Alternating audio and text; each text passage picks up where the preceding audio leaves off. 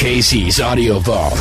Nick and Mark of Jet. August 25th, 2009. Hey Casey, how you doing? We're doing okay over here. How about you guys? Yeah, pretty good. We're good, man. We're good. You're doing a lot of these radio interviews today, I guess. Yeah, we've got about probably 12 per group, so 24. Well, Shaka Rock in stores today, and I guess in your hometown of home country, I should say, of Australia, was out last week. We release records in Australia on Fridays, I think, so it just came out a couple of days before. And how do you feel about this new one? We feel good, man.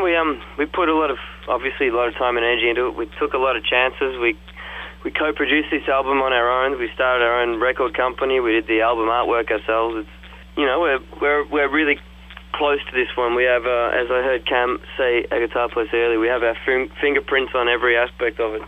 Is that something that you kind of wanted to get into earlier on, but kind of didn't have the opportunity to have your finger in every pot? I think the problem, what happens with the music biz is people always say, if you do this, then you can do whatever you want forever.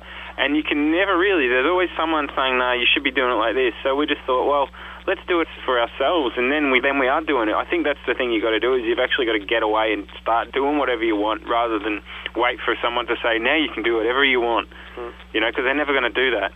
So that's why we decided to go this way, and just sort of, we didn't want to have to fight people for what we wanted anymore. So we just thought we'd just fight each other for what we want. Do you guys tend to fight amongst the band? Are you guys high-spirited? I wouldn't call it fighting, but we're all pretty passionate guys, and when we're in the studio and the red wine's been flowing and we're trying to get to the bottom of what idea is best, we won't fight, but we'll argue, and it's worth arguing about. It's not bickering, it's not petty, it's like arguing about something you're passionate about, so they're the good arguments, Did you record some of Shaka Rock in New York City?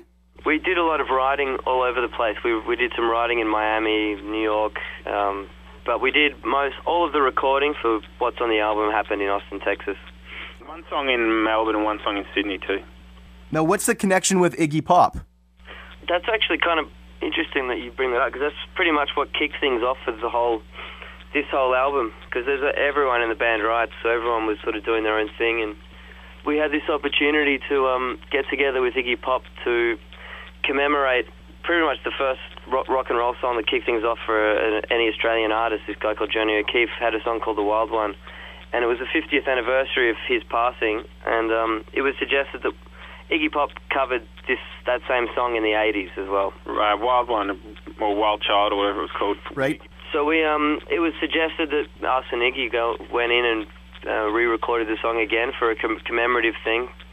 And we said yes, and next thing we know, we're in Miami, and it was the first time all four of us were really in a room together. And we kept, after we'd finished the song, which took, it was us and Iggy there for 3 days, and after that was done, we just sort of kept pushing the departure date back, and, within a couple of weeks, we'd written a large majority of the stuff. That must have been amazing, working with a guy from the Stooges, clearly a big influence on all rock and roll.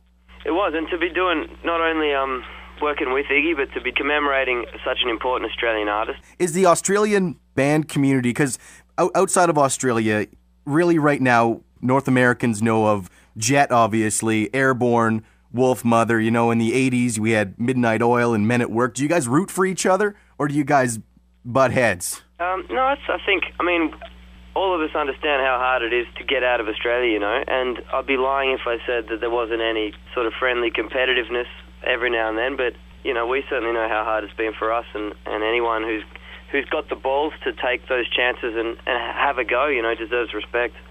Well, we just had AC/DC come through town. Speaking of one of the biggest Australian bands, and they just blew us away. Have you guys had a chance to see them through the years? Yeah, I actually saw them for the first time last November in New York at Madison Square Garden, which for them is like a club show, And I got to say, I've seen a lot of bands in my life, and I've seen a lot of bands that have kind of been around for a long time, but between the bands that are new bands and the bands that are old bands that are still around, these guys take the cake out of everything. I just couldn't believe how good they sounded. They're phenomenal. It's just the sound coming off that stage sounds like AC/DC. It doesn't sound like some kind of, manipulated digital version of something. It just sounds like they've stuck a mic in front of a Marshall with a Gibson plugged into it. and then pumped it loud. You know, just an amazing show. We all it was the middle of winter, you know, it was the start of winter here, and it was freezing cold, and we all went down to Madison Square Garden with our wife-beater singlets on underneath all of our layers and layers of coats, and stripped down to our classic Australian blue wife-beater kind of singlet, you know what I'm talking about? Yeah. Vest or whatever you call them, I don't know what you call them. And proceeded to give ourselves spinal injuries, you know. Well, and it's just amazing with AC/DC, just because they're in their 50s, early 60s around there, and just the show on Saturday, they did not look old. They don't sound old or they don't look old. You guys hoping you can keep making and ringing the bell in 20, 30 years? You know, I reckon if you asked AC/DC when they were our age whether they'd still be playing now, they would probably say they don't know either, but you just got to wait and see, I guess. We're talking to Nick and Mark from Jet. The album Shaka Rock is in stores today. What can you tell us about the first single, She's a Genius? Was that written for someone you know? That's just kind of a song about any girl, you know, the girl you haven't met or the one that's on your mind that you want to meet, you know. I guess it's not really about anyone in particular. In praise of women everywhere. Exactly. Right. Well, guys, thanks so much for calling Power 97 today. I realize you got about 20 things to do today, and everybody pick up Shaka Rock. Yes, indeed. Please. Thanks, mate. All the interviews you want on iTunes and at power97.com. Casey's Audio Vault. Casey Norman is Power 97's music director and can be heard every weekday from 2 till 6 in Winnipeg, Manitoba, Canada. Power 97 is Winnipeg's best rock.